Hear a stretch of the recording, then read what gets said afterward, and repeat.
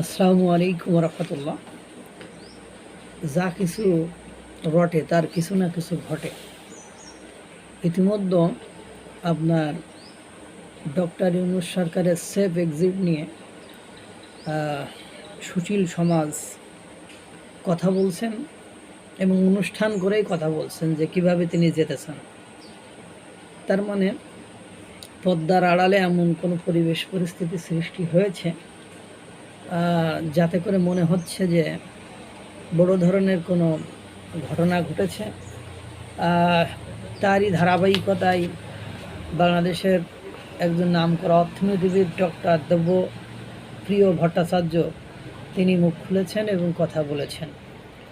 এক অনুষ্ঠানে গতকালকে বাংলাদেশের কিছু স্বনামধন্য ব্যক্তি বাংলাদেশ সরকারের সেফ এক্সিট নিয়ে প্রকাশ্যে কথা বলেছেন। ডক্টর দেবপ্রিয় ভট্টাচার্য বলেছেন, সরকারের এক্সিট রুট নিয়ে ভাবার সময় এসেছে। একই সাথে তিনি বলেছেন, এ সরকার কোন পদ্ধতিতে ক্ষমতা ছাড়বে সেটা এখন স্পষ্ট করা জরুরি। বর্তমান সরকার যতদিন ক্ষমতায় থাকবে সংকট ততই গভীর হবে। যখন অর্থনীতিবিদ ডক্টর দেবপ্রিয় ভট্টাচার্যের মতো লোকেরা প্রকাশ্যে এ ধরনের কথা বলতে শুরু করে তখন বুঝতে হবে অবশ্যই কিছু একটা ঘটতে যাচ্ছে।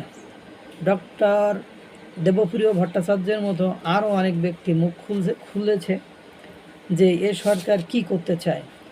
সরকার যে স্বাভাবিক কিছু করতে চাইছে না তা এখন সবার কাছে স্পষ্ট।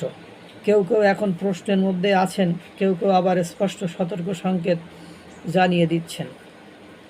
আমরা তো অনেক আগে থেকে বলে আসছি এই সরকার কোনো অবস্থাতেই নির্বাচন দিবে না।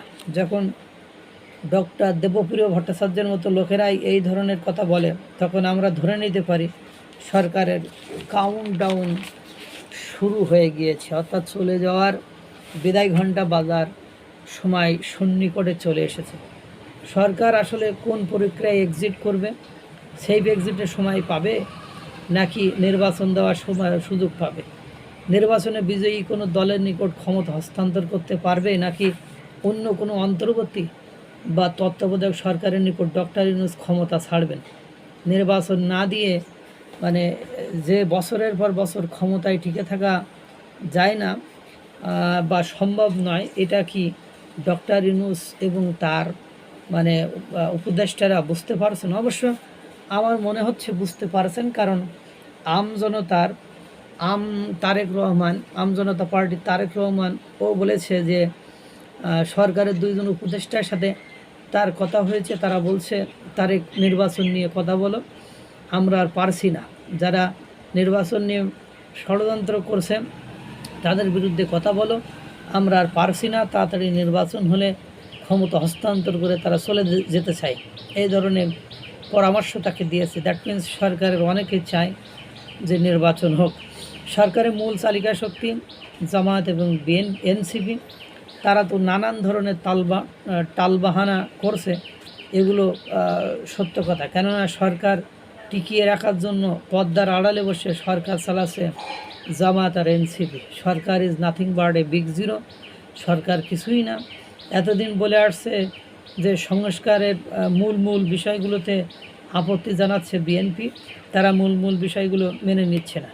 কিন্তু মানে 11th আওয়ারে এসে অ্যাট দ্য 11th আওয়ার শেষ মুহূর্তে এসে যখন সংস্কার কমিশন তাদের খফড়া দিতে চাইল, বিএনপি রাজি হয়ে গেল, তখন এনসিপি আর জামাত ইসলাম বাধা দিয়ে বসলো।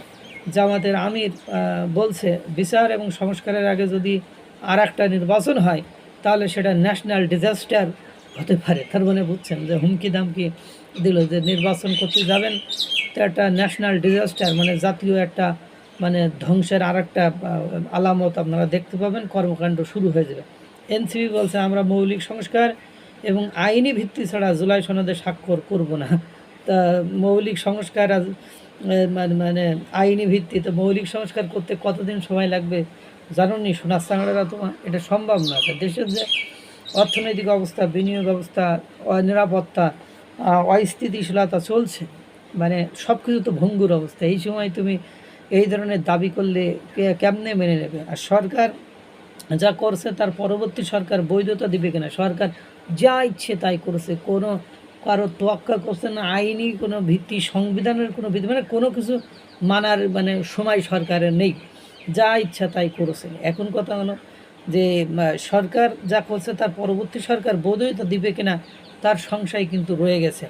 এক সময় তো নির্বাচন হবেই, সেটা 1 বছর 2 বছর 5 বছর 1 মাস 2 মাস 5 মাস পরে যখনই হোক না কেন, সেই সরকার এই সরকারের সব কাজের বৈধতা যদি না দেয়, তাহলে ডক্টর ইউনূস সহ সকল উপদেষ্টাকে মানে আদালতের কাঠগড়ায় যে হাজির হতে হবে, অর্থাৎ আইনের মুখোমুখি হতে হবে।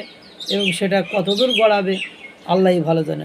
যদি অযথা যদি মানে অথবা যদি ধরে নেই অনেকের মতো তারা পালিয়ে যাবেন, তা পালানোর সময় পাবেন তো যে না, অনেকে তো পালিয়ে গিয়েছে, তা আপনারাও কি পালানোর সময় পাবেন কি না, এটাও কিন্তু একটা ভাবার বিষয়।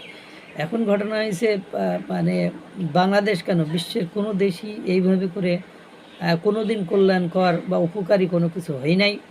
এই চড়াই উতরায় ফিরিয়ে মানে এর মধ্য দিয়ে যেতে হবে। কিন্তু দেশের অর্থনীতিটাকে যদি একেবারে আপনি ক্লাপস করে যান, দেশে একেবারে যদি অনিরাপদ করে যান, বিনিয়োগ ব্যবস্থা যদি ধ্বংস করে যান, তাহলে বলেন আপনারা মানে কীভাবে পারবেন। এবং আপনি যা খুশি তাই ক্ষমতায় বসে করছেন প্রশাসনকে ব্যবহার করে, এটা একসময় না একসময় মানুষ ফুঁসে উঠবে। যেমন দেবপ্রিয় ভট্টাচার্য এর মতো লোকেরা এ বছরখানেক হলো আপনাদের বিরুদ্ধে কোনো কথাবার্তা বলি নাই, কিন্তু বর্তমান সময়ে ববি হাফজা সহ সকল অধিকাংশ রাজনীতিবিদরা শুধু জামাত আর এনসিপি আর ইসলামী মনা দলগুলো ছাড়া আর অধিকাংশ যে রাজনৈতিক দল আছে বা বাংলাদেশের যে সুশীল সমাজ যাদেরকে বলা হয়, সচেতন নাগরিক যারা, তারা কিন্তু সকলেই মুখ খোলা শুরু করেছে। এবং এদের সাথে মনে করেন মানে একরকমি করে, তেড়ামি করে, ঘাটতামি করে পরবর্তীতে এরা ক্ষমতায় আসলে মানে যে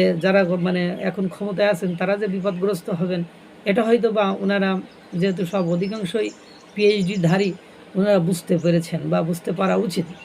যদি বুঝতে না পারেন তাহলে কিন্তু পরবর্তীতে আদালতের কাঠগড়ায় যে দাঁড়াতে হবে। এই জন্য মানে কাউন্টডাউন শুরু হয়ে গিয়েছে, মানে চলে যাওয়া, সেটা অনেকটাই স্পষ্ট। যদি এরপরেও কোনো কাহিনী চলতে থাকে, সেটা জাতির জন্য অমঙ্গলকর, অকল্যাণকর এবং স্পেসিফিকভাবে যারা সরকার আছে তাদের জন্য বিপজ্জনক হয়ে দাঁড়াবে, নিঃসন্দেহে এটা বলা যায়। আল্লাহ তাআলা সকলকে ভালো রাখুক, সুস্থ রাখুক। আসসালামু আলাইকুম ওয়া রাহমাতুল্লাহ।